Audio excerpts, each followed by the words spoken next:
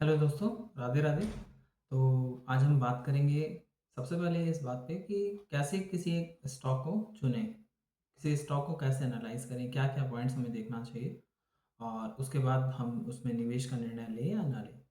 तो सबसे पहले मैं बता दूं कि किसी टिप पर, किसी के रिकमेंडेशन पर आप कोई फैसला ना करें। सबसे बेहतर ये है कि आप खुद इस स्टॉक को एनालाइज करें, उसके बारे में जानें और उसके बाद ही उस पर निर्णय करें। तो अगर हम बात करें कि कौन-कौन से वो पॉइंट्स हैं, जिसे आपको चेक करना चाहिए और वो कहाँ से चेक करना चाहिए, तो उस पर हम एक-एक करके बहुत सारे पॉइंट्स हैं, उन पर चर्चा करेंगे। सबसे पहले पॉइंट्स जो है, सबसे पहला वो ये है कि बिज़नेस मॉडल क्या है कंपनी का? मतलब कंपनी करती क्या है? मैंने देखा है अक्सर कर लोगों को वो बहुत सारे स्टॉक्स रखते हैं और उन स्टॉक्स के बारे में उनको बेसिक चीज़ें भी नहीं पता होती कि वो कंपनी क्या करती है। वो 1-2 शब्द में ही उसका आंसर दे पाते हैं, उसके ज़्यादा कुछ भी नहीं। तो सबसे पहले आपको ये जानना चाहिए कि कंपनी क्या करती है, क्या प्रोडक्ट बनाती है, कौन-सी मार्केट में वो सेल करती है और उसकी सर्विस आपको समझ में आती है क्या? क्या आपने उसमें से किसी प्रोडक्ट को, किसी सर्विस को यूज़ किया है? उसके बारे में ज़्यादा बेहतर राय बना सकते हैं। उसके बाद आप दूसरा क्वेश्चन पूछ सकते हैं उस कंपनी के बारे में कि क्या वो एक गवर्नमेंट कंपनी है? क्या उस कंपनी में गवर्नमेंट का कोई इंटरफेरेंस है? क्योंकि मैं ऐसा इसलिए कह रहा हूँ क्योंकि जहाँ पर गवर्नमेंट इन्वॉल्व होती है वहाँ पर चीज़ें आमतौर पर थोड़ी स्लो हो जाती हैं, डिसीजन मेकिंग थोड़ी स्लो होती है। उसके अलावा कई बार उसमें पॉलिटिकल इंटरफेरेंस बढ़ जाता है। ऐसी कंपनियों को जो गवर्नमेंट ओन्ड हैं उन्हें ज़्यादा डिविडेंड देना पड़ता है। उनके पास ग्रोथ के लिए ज़्यादा पैसे नहीं बचते और अक्सर कर इसमें देखा गया है कि ग्रोथ इसलिए इन कंपनीज़ की कम होती है लॉन्ग टर्म में।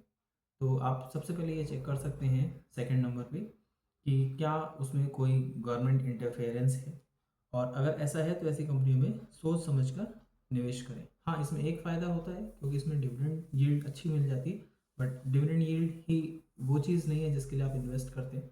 यहाँ पर आपने इतने सारे रिस्क लिए हैं मार्केट में अपने पैसे लगाकर, तो बेहतर होगा कि अगर कोई बढ़िया कंपनी मिले जो तो ही आप उसमें निवेश का फैसला कर सकते हैं। तीसरी चीज़ आप देख सकते हैं उसमें क्या है कि सीज़न का जो सीज़नल फ़र्क है वो कितना पड़ रहा है उस कंपनी पे। जैसे कि कुछ कंपनीज़ हैं, जैसे पेंट की कंपनी है। पेंट की कंपनी बारिश के दिनों में लोग अपना घरों में पेंट नहीं करवाते हैं, तो उनकी सेल्स कम हो जाएगी उस पीरियड में। जैसे कोल्ड ड्रिंक्स की जो कंपनियाँ हैं, जाड़ों में सर्दी के दिनों में उतनी कोल्ड ड्रिंक्स नहीं बिकती, एसी नहीं बिकते उतने। तो ये सब जैसे वोल्टास, वरुण बेवरेज, इस तरह की जो कंपनियाँ हैं, ब्लू स्टार, इन सब की सेल्स थोड़ी कम हो जाएगी। तो ये चीज़ आपको ध्यान में रखनी है कि उनका सीज़न पर क्या असर पड़ रहा है और उसके अकॉर्डिंग उसे तय कर सकते हैं। बहुत सारे कंज्यूमर कंपनीज़ हैं जो बहुत ज़्यादा डिपेंड करती है कि उस समय कौन-सा फेस्टिवल किस पीरियड में पड़ रहा है। फॉर एग्ज़ाम्पल दशहरा, दिवाली, इस पीरियड में लोग ज़्यादा शॉपिंग करते हैं। तो अगर किसी क्वार्टर में दशहरा थर्ड क्वार्टर में पड़ा और किसी में सेकंड क्वार्टर में, तो इस बात का बहुत असर पड़ जाता है कि सेल्स कब बढ़ेगी, कब कितनी तेज़ कम होगी या कितना फ्लक्चुएशन होगा। इन सब चीज़ों को देख कर के इस पर आप कोई डिसीज़न लें। उसके बाद फिर हम देख सकते हैं कि मार्केट कैप क्या है कंपनी का। मतलब जो कंपनी ऑलरेडी बहुत बड़ी मार्केट कैप की है, चाहे वो रिलायंस, टीसीएस, इन्फोसिस, इस तरह की कंपनियां हैं, एल&टी, ये सब बहुत बड़ी मार्केट साइज़ की है। 10 लाख करोड़, 20 लाख करोड़ की अगर कोई कंपनी है तो उसमें ग्रोथ की कितने ही चांसेस बचेंगे। लेकिन उसकी जगह अगर कोई स्मॉल कैप या मिड कैप कंपनी है, 10,000 20,000 करोड़ की या 5,000 करोड़ की मार्केट कैप है, उसमें ग्रोथ की पोटेंशियल बहुत है, वो 10 गुना हो सकती है। तो ये भी एक चीज़ है जिस पर आप अ, देख सकते हैं, इस पर आप देखने के बाद ही अपना डिसीज़न लें। नेक्स्ट चीज़ ये है कि वो डिविडेंड कितनी देती है कंपनी। जैसे हमने बात की कि गवर्नमेंट कंपनी है, तो गवर्नमेंट कंपनी क्या होगा कि वो बहुत सारा पैसा सरकार को डिविडेंड के रूप में दे देगी। तो उसके पास खुद के लिए ग्रोथ के लिए पैसे नहीं बचेंगे। उसी तरह अगर कोई और भी कंपनी है जो बहुत सारे पैसे डिविडेंड में दे देती है अपने प्रॉफिट के, कोई इंडियन सब्सिडरी है किसी फॉरेन की जैसे वेदांता, तो वो एक बहुत सारा पैसा अपना डिविडेंड में देती है। उसके बाद क्या होगा कि उसका कैश फ्लो में दिक्कत आएगी, उसके पास ग्रोथ के लिए पैसे नहीं बचेंगे। तो इन चीज़ों को आप देखिए कि वो कंपनी ग्रोथ कितनी कर पा रही है। उसके बाद आप देखेंगे सबसे पहले कि कंपनी की टॉप लाइन और बॉटम लाइन में क्या ग्रोथ है। टॉप लाइन मतलब सेल्स। आज के समय इतना कंपटीशन है, ऐसे में सेल्स को बढ़ा पाना थोड़ा मुश्किल है। और ऐसी कंडीशन में अगर कोई कंपनी है जो अपनी सेल्स अच्छे से ग्रो कर रही है, लगातार अपने वॉल्यूम को quarter by quarter, year on year grow कर रही है रैपिडली, तो उसको आप बिल्कुल निश्चित रूप से देख सकते हैं। साथ में ये देखना है कि केवल टॉप लाइन नहीं बढ़नी चाहिए, बॉटम लाइन मतलब नेट प्रॉफिट, पीएटी भी बढ़ना चाहिए। तो अगर पीएटी और सेल्स दोनों ही बढ़ रही है तो ये तो सबसे बेस्ट है, मतलब इसमें कंपनी में ग्रोथ है। और ऐसी कंपनी को आपको निश्चित रूप से एनालाइज करना चाहिए। उसके बाद आप ये देखिए कि क्या हर क्वार्टर में उसकी ग्रोथ हो रही है। अभी इससे पहले मेरा पॉइंट था वो टॉप लाइन और बॉटम लाइन की बात कर रहा था। यहाँ पर हम इसे एक क्वार्टर बाय क्वार्टर और ईयर ऑन ईयर भी चेक करेंगे कि उसमें सेल्स में और मार्जिन में ग्रोथ है या नहीं है। एक और बहुत ही इंटरेस्टिंग पॉइंट है कि कंपनी को क्या ऑपरेटिंग लेवरेज मिल रहा है। ऑपरेटिंग लेवरेज क्या होता है? जैसे कंपनी ने कोई 1000 क्वांटिटी में प्रोडक्शन किया, तो 1000 क्वांटिटी के लिए 1000 क्वांटिटी की इक्विवेलेंट रॉ मटेरियल चाहेगा, लेबर चाहेगा, फिक्स डायरेक्ट कॉस्ट चाहेगी। वो सभी क्या होती है? वेरिएबल होती है। जितनी जितनी क्वांटिटी हम बढ़ाते जाएंगे वैसे ये सब कॉस्ट बढ़ती जाएगी उसी रेशियो में। बट एक कॉस्ट ऐसी भी होती है जो फिक्स होती है, चाहे वो रेंट हो या सुपरवाइज़र की सैलरी, अकाउंट्स, एडमिन स्टाफ। ये बहुत सारे ऐसे खर्चे होते हैं जो पूरी तरह से ओवरहेड हैं, फिक्स्ड हैं, नो मैटर आप कितना प्रोडक्शन कर रहे हैं। तो जैसे ही कंपनी का प्रोडक्शन बढ़ता है, कंपनी की सेल्स बढ़ती है, तो वेरिएबल कॉस्ट तो उतनी ही बढ़ जाती है, बट फिक्स कॉस्ट चूँकि वो फिक्स है नेचर में, तो उसका जो इम्पैक्ट होता है वो ये कि ऑपरेटिंग मार्जिन मिलता है कंपनी को। उसका सेल्स अगर 10% बढ़ती है तो प्रॉफिट 10% नहीं, 10 से ज़्यादा परसेंट बढ़ जाता है। तो ऐसी कंपनी में इन्वेस्टमेंट का बहुत बड़ा फ़ायदा होता है क्योंकि उन्हें ऑपरेटिंग लेवरेज मिल रहा है। तो एक फिक्स परसेंटेज सेल्स के ग्रो होने से आपके ईपीएस में, अर्निंग पर शेयर में ज़्यादा फर्क पड़ जाता है।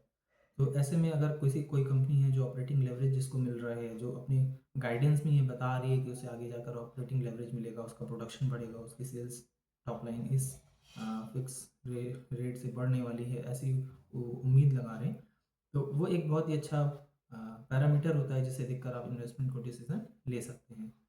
फिर आप देख सकते हैं कि कंपनी क्या कैपेक्स कर रही है, मतलब कंपनी की एक्सपेंशन प्लान क्या है, कंपनी नए स्टोर्स कहाँ खोल रही है, नई फैक्ट्री कहाँ लगा रही है। इससे ये दिखाता है कि कंपनी अपनी ग्रोथ को लेकर कितना कॉन्फिडेंट है। आपको ये दिखता है कि आगे जाकर के कंपनी के फ्यूचर ब्राइट ही है, कंपनी अपने कैपेक्स लगातार कर रही है, तो इससे कंपनी को आगे जाकर और भी बेनिफिट मिलने वाला है। जैसे हम कह सकते हैं कि मेट्रो ब्रांड है, इसने अभी रिसेंट के क्वार्टर्स में कुछ 48 स्टोर्स खोले थे। तो मतलब मेट्रो ब्रांड्स एक ऐसा कंपनी हम कह सकते हैं जो अपनी ग्रोथ पर कॉन्फिडेंट है, तभी वो लगातार कैपेक्स कर रही है और उसको देख सकते हैं। उसके बाद हम देखेंगे कि कंपनी के जो फाइनेंशियल्स हैं, कंपनी की जो प्रॉफिट एंड लॉस और बैलेंस शीट प्रेजेंट कर रही है क्वार्टरली, उसमें कोई एक्सेप्शनल आइटम तो नहीं है। मतलब कोई ऐसा आइटम जो हर क्वार्टर में नहीं मिलेगा, इसी क्वार्टर में कोई खास वजह से मिल सकता है। चाहे वो अ, हमने लेट सपोज किसी कंपनी ने अपनी सब्सिडरी बेच दी, उससे एक्सेप्शनल प्रॉफिट हो गया, तो हर क्वार्टर में तो वो सेम सब्सिडरी नहीं बेच सकती है। तो इसका मतलब हमें वो एक्सेप्शनल आइटम को हटा करके कंपनी की ग्रोथ और कंपनी के फाइनेंशियल चेक करने चाहिए। तो ये सारे एक्सेप्शनल आइटम को हटाना है। फिर हमें देखना है कि कंपनी में मैनेजमेंट कैसा है, कंपनी के लीडर्स कितने ज़्यादा प्रोग्रेसिव माइंडसेट के हैं, क्या कहते हैं, अपनी ग्रोथ और कैपेक्स पर कितना फोकस है उनका, और उनका टोन क्या है, पॉजिटिव है या न्यूट्रल है या नेगेटिव है। अच्छी कंपनी अगर अच्छा मैनेजमेंट है तो उसमें निवेश करना ज़्यादा सुरक्षित होता है, इन्वेस्टमेंट। और सबसे अंत में हम कुल मिलाकर सम अप कहें तो ये सारी चीज़ों को, तो ये सारे ही पॉइंट्स आपको लगातार हर क्वार्टर में देखते रहना है। कोई कंपनी अगर आज अच्छी है तो ज़रूरी नहीं है कि अगले क्वार्टर में भी और आगे आने वाले पीरियड्स में भी वो लगातार अच्छी रहे। कंपनी की ग्रोथ है, डायनामिक वर्ल्ड है, कुछ भी चेंज हो सकता है। तो आपको ये सारे पॉइंट्स हर क्वार्टर दर क्वार्टर चेक करते रहने चाहिए अपनी सभी उन कंपनीज़ के बारे में जिन पर आप निवेश का कोई भी निर्णय लेने वाले हैं या जिसमें आप ऑलरेडी इन्वेस्टेड हैं। उसके अलावा आप केवल किसी का नाम सुनकर, किसी के रिकमेंडेशन पर, टिप्स पर इन्वेस्टमेंट ना करें। ये हमारी एडवाइस है। क्योंकि आपको किसी एक्सपर्ट ने ही कोई एडवाइस दी हो, बट उसके बाद उस कंपनी में क्या नई चीज़ें चेंजेस हो रही हैं, क्या नई चीज़ें बदल रही हैं, वो ये बताने नहीं आएगा। तो ऐसे में क्या होगा कि अगर कंपनी पर कोई एक्सेप्शनल इंसिडेंट हो गया, तो उस समय उसने आपको एडवाइस नहीं दे पाया कि उसे बेचना है, उसे क्या करना है, तो ऐसे में आपको नुकसान हो सकता है। तो सबसे बेस्ट है कि अपना डिसीज़न खुद लें। आपने बहुत मेहनत से पैसे कमाए हैं, उसे ग्रो करना है, उसे आप मार्केट में लेकर आए, इतना रिस्क लिया है, तो बेटर होगा कि ये सारी एडवाइस, ये सारे डिसीज़न्स आप खुद लें, किसी की केवल एडवाइस पर ना लें। और अगर ये सारे पॉइंट्स क्लियर हैं, तो ये सारे पॉइंट्स को आप लगातार चेक करते रहें, अपना ध्यान रखें और स्वस्थ रहें। हाँ, एक चीज़ और मैं बताना चाहता हूँ, ये सारे पॉइंट्स आपको कहाँ से चेक करने चाहिए?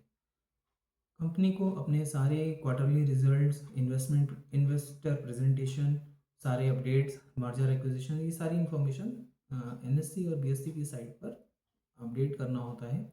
जैसे ही वो सारी चीज़ें होती हैं, तो आप लगातार इन सारे अपने कंपनीज़ को, जिनका आपने चेकलिस्ट बनाई होगी, उन सारी कंपनीज़ के अलर्ट्स सेट कर सकते हैं बीएससी की वेबसाइट पर। उस पर क्या होगा कि जैसे ही वो कंपनी कोई भी नया अपडेट बीएससी की वेबसाइट पर डालेगी, आपको तुरंत अलर्ट आएगा और आप जाकर उसे चेक कर सकते हैं। और इस तरह क्या होगा कि आप अपनी कंपनी के बारे में पूरी तरह से अपडेट रहेंगे। तो आज की वीडियो में इतना ही। अ, आगे हम एक वीडियो में एक कंपनी को लेंगे और ये सारे पॉइंट्स हम उस कंपनी के डिस्कस करेंगे और आपके साथ हम चर्चा करेंगे कि कैसे उस कंपनी पर निवेश की डिसीजन लेना चाहिए या नहीं, और ये भी देखेंगे कि इन सारे पॉइंट्स को कैसे देखते हैं, कैसे उस पर अपडेट रहते हैं। तब तक अपना ध्यान रखिएगा। धन्यवाद।